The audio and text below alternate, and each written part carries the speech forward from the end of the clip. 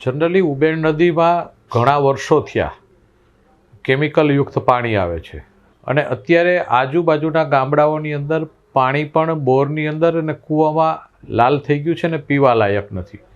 ખેતીની જમીનની અંદર પણ આ કેમિકલની અસર થઈ ગઈ છે અને નદીમાં આપણે ઉનાળામાં જોઈએ ને તો ખાલી થાય ત્યારે આખું વ્હાઇટ કલરનું એક લેયર પ્લાસ્ટિકનું નદીની અંદર થઈ ગયું છે અને આજુબાજુના વિસ્તારની અંદર પીવા લાયક પાણી પણ કૂવા અને બોરની અંદર નથી. જમીનમાં પાકને પણ નુકસાન થઈ છે, ચામડીના રોગો પણ લોકોને થવા માંડ્યા છે. આ સ્થિતિ એમની ઘણા સમય થયા ફરિયાદ સંકલનમાં પ્રશ્ન નાખવામાં આવ્યો છે, ફરિયાદ કરવામાં આવી છે.